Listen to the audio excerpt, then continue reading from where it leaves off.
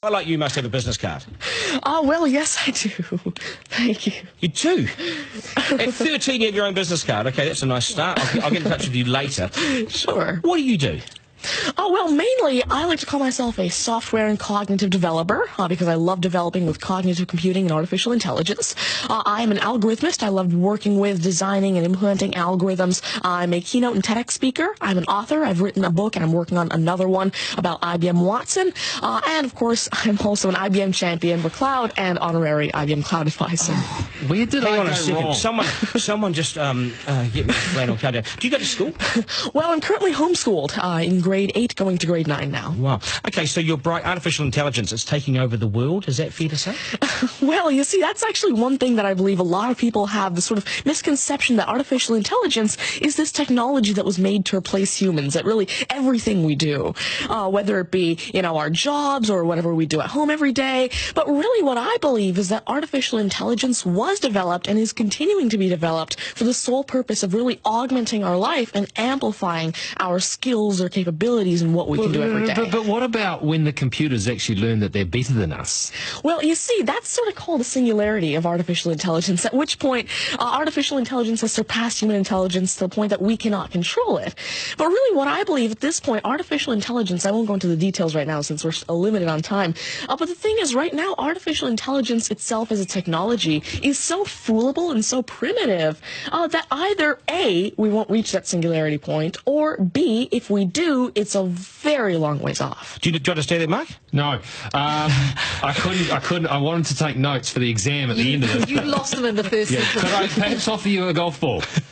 There you go. Thank you Yeah. very much. You do this you. YouTube channel, which you teach people. What is that all about, and who is your target audience? Yeah, sure. Now, I actually have a YouTube channel called Tanmay Teaches that I've been running for around 6 years now, and it has over 144 videos and now 22,000 subscribers.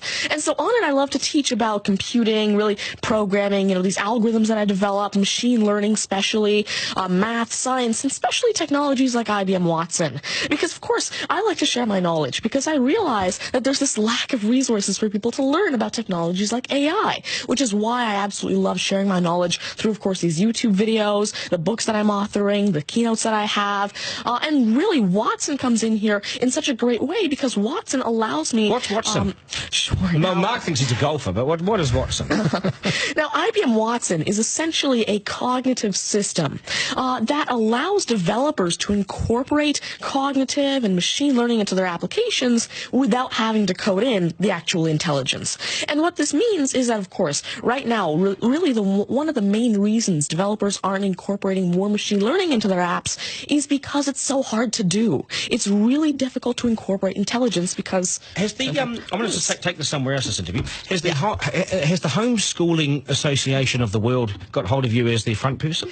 Oh, well, there is actually a Homeschooling Legal Defense Association, I believe, HSLDA in Canada, and I actually had a keynote for them last year in Niagara Falls. You're the poster boy for homeschooling, aren't you? Well, I did have a keynote for them, and I talked a lot about the advantages of homeschooling and why it's great for kids who want to go into different and really targeted subjects. Okay, I want to get right down to business now. When did you realise you were bright and smart, and smarter than most?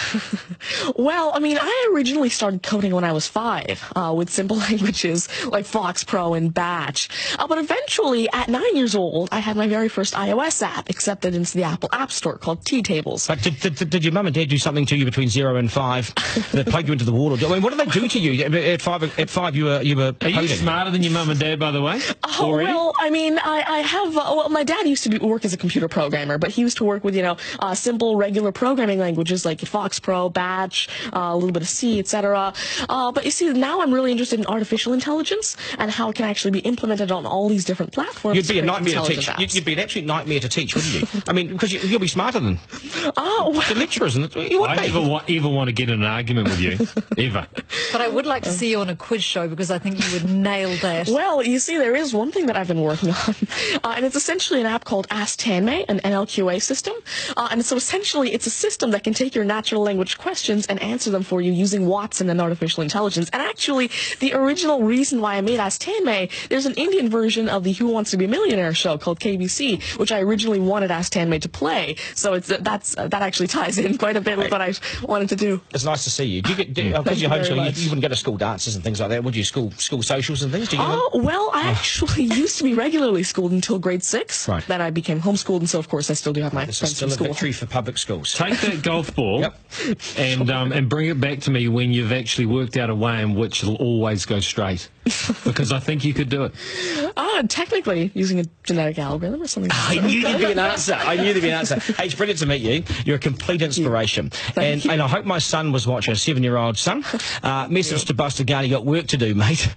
Do your homework, and we got to sharpen things up. Nice to see you. Thank you very All much. the very best. Thank You're you. amazing. Thank you. You're amazing. Okay, news is next, and then we are joined by today's panel, which won't be as smart as this guy, but they'll still be good, and we will head back to some of the beach as well for a game of 9 and 10. So much pressure now on the contestant in 9 and 10 just to rip through it and get it right. It's coming up after 8.